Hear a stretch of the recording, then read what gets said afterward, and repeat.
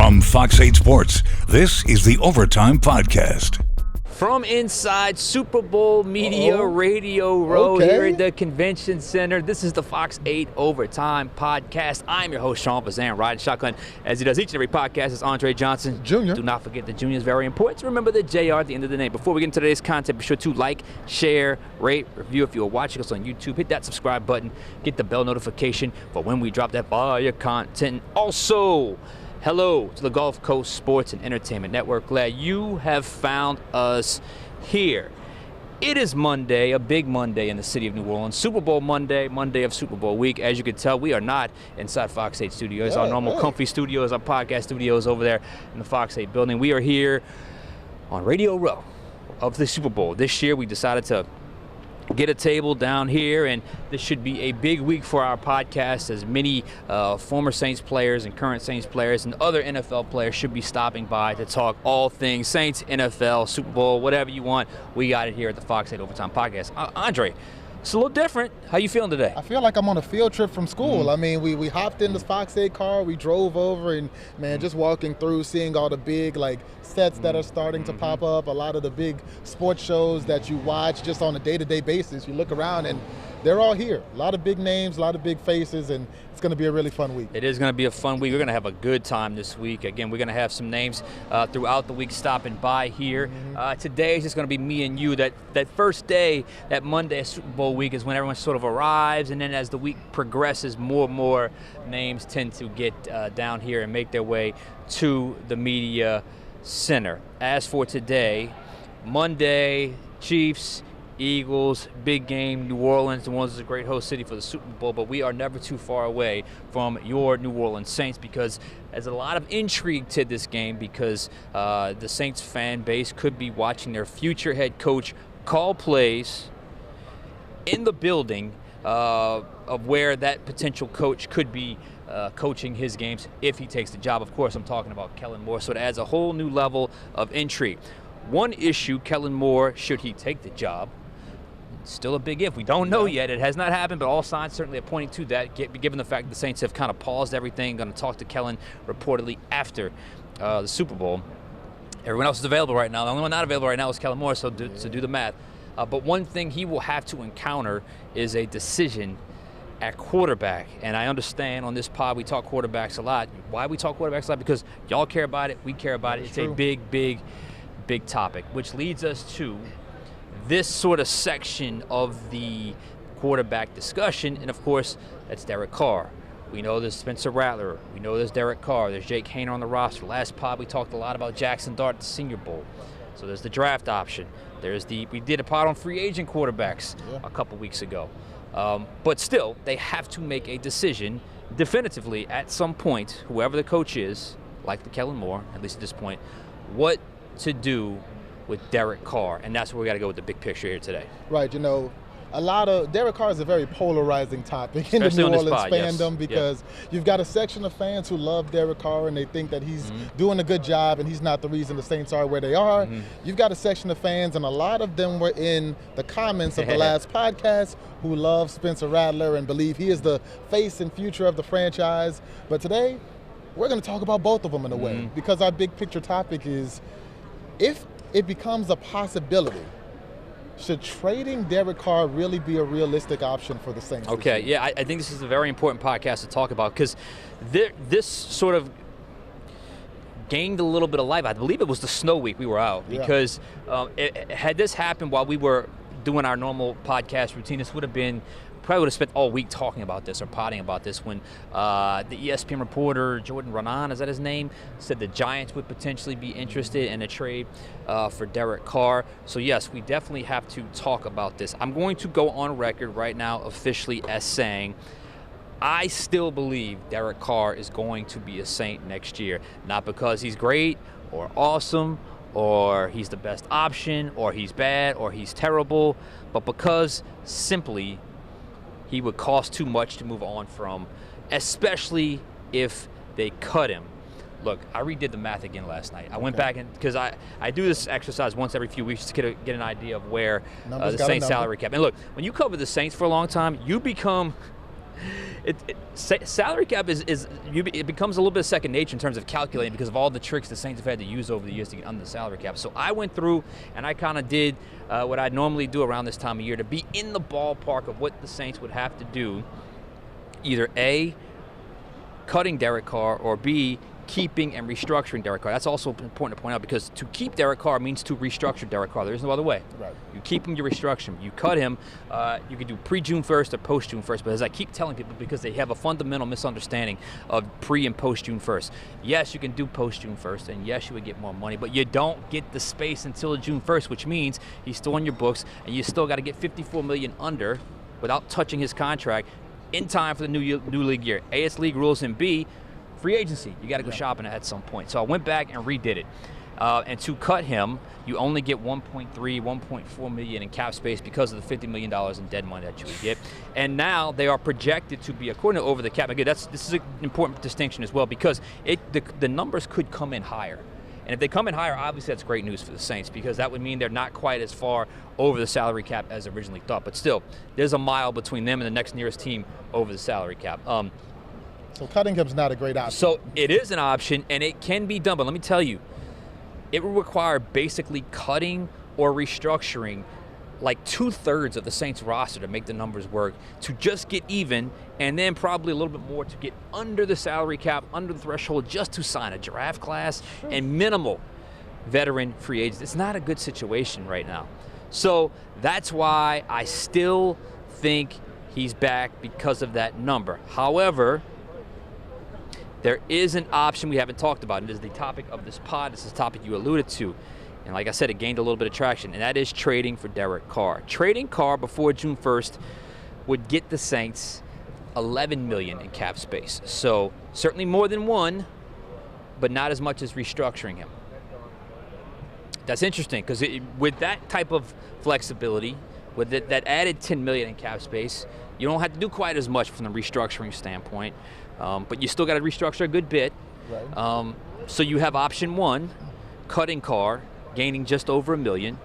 Option two, trading Carr and gaining about $11 million in cap space. Or option three, keeping Carr and restructuring Carr and gaining as much as about $23 to $24 million in cap space. So let's explore option two, the trade. Let me ask you this. Does Carr truly have a market for his service as a bridge quarterback? If you were a GM and you looked at Derek Carr. If I were a GM and I looked at Derek Carr. Bridge quarterback, not future franchise, bridge quarterback. I think he does. Me too. I think there are some teams where, again, Derek Carr is not going to be the reason your team goes to the playoffs or the reason that your team wins a Super Bowl. But if we're talking about a bridge, if we're talking about a veteran mentor, if we're talking about a guy to get you from, we just drafted a quarterback, but we don't think he's ready. We need Derek Carr to play this last year out, mentor this guy, and then next year he steps in. Derek Carr can do that. Yeah, I agree. Does he have a contract that makes it more or less appealing if you're an opposing GM? That's where it becomes tricky because it's 1 year. It's 1 year and it's a lot of money. Now, the good thing is after that 1 year, you're done with it. But it is a lot of money for 1 year. And the team he could potentially be going to may have enough in their own salary cap space to absorb a restructure to not have it hit him as much this year. So yeah, I think the deal is right on the line. It's an iffy thing. And if you're a team in that situation and your plan is bridge rookie, it might be worth it because he's only got 2 more years on the deal. But 1 year he can get out of it after that third year pretty easily. So that's question number 2.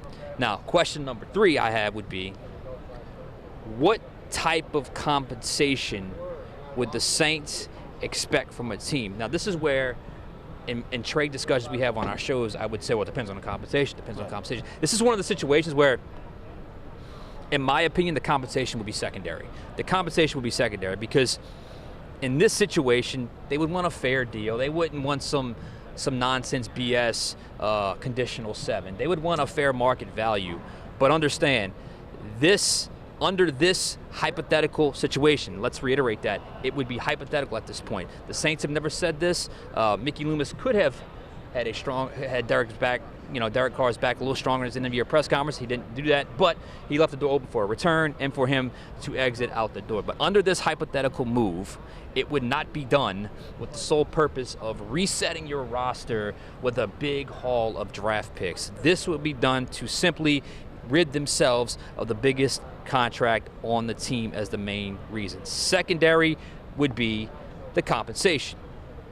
I say that because I believe, I truly believe, if a team called and said we're willing to take on the contract and we're going to give you a 4, a late third, a 4, or a 5, I believe the Saints would strongly consider it. Press the button. I believe the Saints would strongly consider it.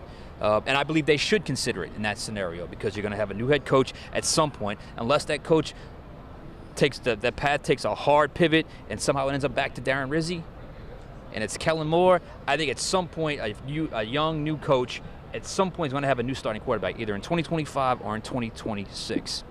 So I believe if that were the case, and it's an all hypothetical, but I believe if that were indeed the case, the Saints would and should consider trading Derek Carr. But you need a dance partner. Yeah. And the guy that reported that, was it a report that they're interested or a report that it's the type of quarterback they could be looking for? That's all significant questions when it comes to stuff like that. So I think the Saints will field offers, but I still think as we sit here right now, Derek Carr is a Saint in 2025. Look, we're about 36 hours removed from the Lakers trading Anthony Davis for Luka Doncic. So when it comes to trading at this point, anything's possible. Right, anything's possible. Yeah. If I'm the Saints, if I get a trade offer for Derek Carr and it's anywhere near a 3rd or 4th rounder, I'm pressing that button. I'm taking that. And you talked about potential dance partners. I look at the draft, and I look at some of the quarterbacks near the top of the draft that will need a QB, some of the teams. Now, obviously we know Shedeur Sanders is going to go high. We know Cam Ward is going to go high. But there are teams up there, the Titans, the Giants, the Raiders, those 3 need quarterbacks. There's 2 quarterbacks that have been dubbed the top of the class, which means one of them is going to be the odd man out. One of those 3 at the top of the draft is probably going to take the guy who might be the best overall player in the draft, and that's Travis Hunter. So let's say Tennessee at number 1. They go ahead and say, we think Travis Hunter is the best player. We like the quarterback class next year. We're going to punt the quarterback pick for a year. We're going to draft Travis Hunter, and we're going to look for a veteran to take us to next season. Someone like the Tennessee Titans could be your dance partner. Someone like the Titans, who have a lot of cap room to spare, could be the ones to make that move and potentially absorb that Derek Carr contract. Derek Carr can be that bridge that we talked about. You know, the same could be said for the Giants, who are reportedly interested at one point. And they talked about the possibility to go to New York. Let's say the Titans take Cam Ward. Maybe the Giants say, hey, we want Travis Hunter. We're going to punt on quarterback for next year and look at that class that we talked about last podcast, and we're going to trade for Derek Carr. You've got the Raiders. You've even got a team like the Jets if Aaron Rodgers doesn't come back, because there's a lot of questions if he'll be back now that Aaron Glenn's over there and everything. You've got a team like the Jets to where if Aaron Rodgers walks out the door, you have quarterback questions. You have a team like the Browns, who really the best quarterback for the Browns recently has been Joe Flacco. The Browns have quarterback questions. And all 5 of these teams that we've named cannot draft a quarterback in the first round unless they really wanted to reach. So those are the 5 teams when you talk about potential dance partners for the Saints and for Derek Carr. Those are the 5 that I look at. I'm like, one of them could potentially be in the market for a bridge quarterback. And if they hit my line and they're talking about, hey, you know, we want Derek Carr and we have a 4th rounder for you, a 3rd rounder for you, especially those guys who are high up in the draft order, I'm pressing that button. It's interesting because, you know, I've always felt that the NFL, it's not always this way with every player, but the NFL perception of Derek Carr, I've always felt like you talk to NFL people, you talk to football people, you talk to players, coaches, and they seem to hold Derek Carr in higher regard than a lot of the fan base. And it should also be noted that the fan base here is pretty split. I don't know that the guys that are on Team Derek Carr are like huge cheerleaders for him, but he does have his supporters. But the ones that are not, oh my goodness. They want the guy out there sitting. I've never seen such vitriol for a guy that's only been here 2 years and really has not done anything overly overly bad to warrant the considerable hate that he gets, but nonetheless, that is what it is. It should also be noted that Derek Carr spoke to the media after the season, and remember, he missed the last 7 games of the season, or he missed 7 games total, not the last 7 of the season, but I think it was the last 4 of the season. I don't know about you. You were there. Mm-hmm. It sounded to me like that guy's at ease with whatever happens, because A, he knows he's going to get paid, and B, look, worst comes to worst, and they want me gone. I like my teammates, I like the situation, but if they want me gone, worst comes to worst, the fan base that hates me is I'm out of here. So I'll go be somewhere else, where I can just reconnect somewhere else. So it sounded to me like Derek Carr is completely at peace with his future, and that future is here or somewhere else in the NFL. Yeah, and that's what I took from that press conference, and it was a much different tone than an Alvin Kamara, who was very clear, I want to be back for the Saints. He even mentioned, Alvin Kamara said, people at my age, they could go chasing championships, but I owe it to a city to do it here. Cam Jordan, very clear, I want to play next year, I want to play for the Saints. Derek Carr took a very different stance. He talked about his desire to compete for a championship. He talked about his desire to play, but he did not consistently or really ever talk about, I'm going to play next year here in New Orleans, here for the Saints. And that's around the time when everybody was wondering, would he take a pay cut? Yep. And it's like, no, I'm not going to take a pay cut for a team that's not going to win next year in a city that really, in a lot of areas, doesn't necessarily want me to be their quarterback. So, I don't think Derek Carr is necessarily stapled into New Orleans next year in his mind, as long as necessarily the mind of the Saints. See, but here's the difficult spot. There is no easy answer, and perhaps trading him is the best for all parties involved, because you get the option B, which is the decent amount of cap space, not the huge amount of cap space, and you get compensation, whatever that compensation may be. And Derek Carr obviously gets a fresh start somewhere else, and you're in a little bit better shape cap-wise, and you're in a little bit better shape with your draft, obviously, if it were to be a draft pick type situation. But option B is the hardest to pull off. Yeah. That's the hardest pull off. And if you're the Saints, you want to get that. I did the slide and scale thing when we were talking about Marshawn Lattimore last year. If you want offer this Derek Carr, whatever, would you be willing to make that sliding scale of, okay, well, if you take a little bit more on in this contract, you can slide a 3 to a 4. You can slide a 4 to a 5. And that way, if you can somehow net $15 million or $16 million in cap space, again, every penny counts, then that could be an option. That's all. That obviously goes hand in hand with negotiations. But we are so far ahead of ourselves with this, because the contract hasn't been signed. We don't know who the quarterback is. We don't know who the head coach is going to be. And the head coach, especially if it's a bright, young offensive mind, is going to have the biggest say on what he wants his quarterback to be. And maybe he says, my first year ever as a head coach, it's going to be tough. Maybe I want a veteran quarterback to lean on just for 1 year. That's not the craziest thing in the world. Those two are pretty close in age. They played each other in college. They did. Kellen Moore won. Big. So many avenues here. And I think cutting him is very, very easy, but you don't get the cap space. Cutting him June 1st to me is not an option, because you don't get that space till June 1st. But restructure him is obviously very easy, and that's sort of the present day thing to do.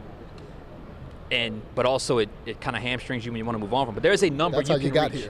There's a number you can reach where you restructure him this year, and even with the added dead money next year, you could still get out with a decent amount of cap savings next year. But if you don't do that, and you do the cutting or the trading, you still got to restructure other people. That's why it's the eternal catch-22 quagmire, whatever you want to say, that makes this 2025 Saints offseason going to be one of them. It's just going to be one of the most difficult offseasons we've seen in a while. Yeah, and then the question is, if you are able to trade Derek Carr, what comes next? Because let's say Kellen Moore is going to sign on to become the Saints head coach. He comes in, Derek Carr gets traded. How does Kellen Moore feel about Spencer Rattler? Is he a part of the Rat Pack that many of the people who watch this podcast are, who think Spencer Rattler was a victim of his circumstances and he did a lot of good things and that he could be the future face of this franchise? Or does he look out into the free agency? Does he say, hey, Sam Darnold played really, really well last year. Maybe we can revive a Sam Darnold's career in the way that Tampa did for Baker Mayfield. Kenny Pickett, former first-round pick, who is playing for Kellen Moore right now in Philadelphia. Maybe he says, I've been watching Kenny Pickett all year. I see why this guy was picked in the first round. He hasn't had a shot in a long time. I'm going to bring him with me. I'm going to give him that shot. A guy I'm very high on, Justin Fields. Maybe he signs Justin Fields. You know, the Steelers started Justin Fields for the beginning of the season. They had a good record. Justin Fields was up and down. They ultimately went back to Russell Wilson. You know, maybe the Saints are able to offer Justin Fields a little more security than Pittsburgh would do so. So, you know, the question is, if you do trade Derek Carr, where do you go next? I don't think you roll with Rattler. You're going to bring somebody in to, at the very minimum, compete with Rattler. Is that going to be a Darnold? Is that going to be a Justin Fields? Are you going to draft someone again later in the draft, which is something I don't think either of us wants to see. That option, I'm so done with that option. Yeah, we've been seeing that for a while. I'm ready because, you know, Juan asked me a question in overtime last night, and he phrased it in a way that I had to kind of like, no. Because we talked about Jackson Dart. They would not be considering Jackson Dart early in the draft to be a backup. I mean, they've got enough of those, like day 3 backup developmental types. Spencer Rattler is certainly, in my opinion, still in the process of that developmental phase. So if they were to say goodbye to Derek Carr, you are signing a veteran, whether that, it just depends on what kind of veteran. Is it an older veteran at the last stop? Is it a project, like a reclamation project like Sam Darnold last year? I'll throw another name out, like Daniel Jones, something like that. Or are you drafting a young kid? I just find it hard to believe that if it's a first-year head coach at the most important position, and he's a bright young offensive mind, that he doesn't have some sort of veteran in his quarterback room. Because if they were to draft a guy and move on from Carr, you would have rookie to be named later, Rattler, and Haener as your quarterback room. I don't think that option exists. I think they're adding a veteran if Derek Carr is not on this roster in 2025. But I will continue to go on the record as saying I still believe when you add up all the things you have to do, there's no easy answer and there's no easy solution, but it's still, in my opinion, in the best interest to financially to keep Derek Carr around for one more year. Yeah, and I think that's probably going to be the most likely option, although many people probably don't want to hear it. The reality is the Saints are in a very difficult situation, but you touched on this earlier. You said probably the easiest thing to do would be to restructure Derek Carr. Yeah.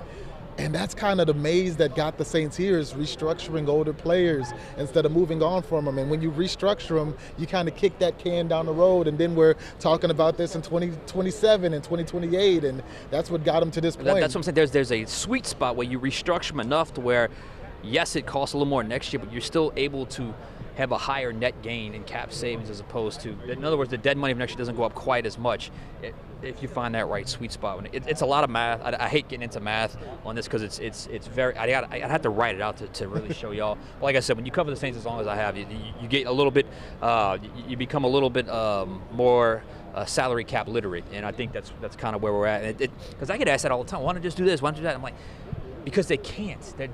They're hamstrung by certain rules and what they can and cannot do, and they're hamstrung by certain moves that were made. And I've always looked at it like this: if you restructure Derek Carr, a big restructure, you're still going to have to restructure a couple other guys. But it's going to be the younger restructures. Those are the type you do. You don't want the older restructures like with DeMario and Taysom and those guys. So who are some of the guys? So that they would in look that to scenario, restructure? you could do Ruiz, you can do McCoy, you can do Pete Werner, you can do Granderson, you can extend like Rashid Shaheed, you can do those types of things. Then where you're committing future years, but they're guys in their mid-20s. Yeah. What you want to avoid is the older guys, and that's why I say with the Derek Carr restructure, that's one restructure. But the Derek Carr cut, you're talking about, like, yes, you get rid of his contract, but you add debt to like 12 others. What would you do? I mean, I'm just looking at it responsibly from a fiscal standpoint, something that obviously they haven't been or they wouldn't be in this mess right now. But I don't want to take any option off the table because that can be done. It can physically or fiscally be done if you cut Derek Carr and take the massive cap hit. But it will take a lot of other maneuvering to make all the numbers work. What would I do? I would look to trade him because I would that roll might into be the best option. I would roll into next year. If it was me and I had free reign of the New Orleans Saints, I would look to trade Derek Carr. I'll take a third. I'll take a fourth. If you take enough of his salary, you could even probably talk me into a fifth. I roll into next year with Justin Fields, and I roll into next year with Spencer Rattler. I let them compete in camp. I think Justin Fields wins that battle. Now, granted, no matter who wins that battle, I don't think you're going very far. If you're in the New Orleans Saints, I think you're going to be at or near the top of the NFL draft again. But that's where things get fun. Because next year, that's when you could potentially have Arch Manning. That's where you could potentially have a Drew Aller. That's where you could potentially have, a lot of quarterbacks who are going to be drafted. Yeah, Nussmeier, Nico. who right now is still the favorite for the Heisman right now. Garrett Nussmeier, because Vegas knows what those LSU quarterbacks do in their second year. We saw it with Burrow. We saw it with Jaden Daniels. They're expecting a big leap from Garrett Nussmeier. So when you look at the guys who are going to be near the top next year, those are guys who I might be a little more inclined to say, okay, if the Saints have a top 5 pick, which when you look at the state of this team, it is very possible the Saints could have a top 5 pick next year. Those are the guys who I could be a little more inclined to say, I want to draft that guy and make him the face of my franchise. Yeah, absolutely, absolutely. So stay tuned, because if there were an obvious answer in the draft, it would be easy. If there were an obvious answer in free agency, it would be easy. If there were an obvious answer on your roster, it would be easier, but they don't have any of those. So some people think there's an obvious answer on the roster. But, look, Derek Carr, Spencer Rattler could be the starter next year, but it's going to have to come through a genuine competition with a veteran, established veteran at that point. So we'll see what happens. We got a few more minutes left here. I want to get this question from Brandon Laplace. He asks, what are the chances that the Saints release Derek Carr if he's adamant about not taking a pay cut? He's not taking a pay cut. I don't think the idea of him taking a pay cut really was the determining factor on whether or not he stays or goes, because I think that's the realistic expectation is he would not take a pay cut. Most players, unless they're at the very, very tail end of everything, are not going to do that. So I think ultimately the pay cut has nothing to do with it. I still think he could get cut, but I don't think it would be because of the pay cut situation. Same. He's been adamant already. He is not taking that pay cut. And if I was due as much money as Derek Carr was due, I would not take a pay cut either.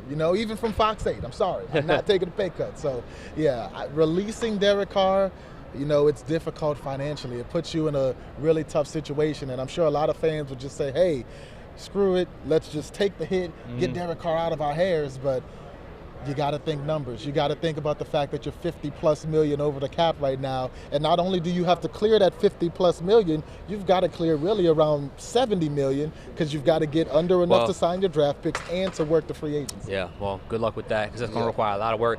Big work to be done for the Saints. This is Monday pod here out at Super Bowl week. A little different for us this week. So a little different setting, a little different location. We're going to get out of here for now, but stay tuned all week. We'll have some former Saints, some current Saints passing through, and we're going to be here most of the week, so come by and check us out. So for Andre Johnson Jr., I am Sean Fazende. We'll catch you guys next time on Overtime.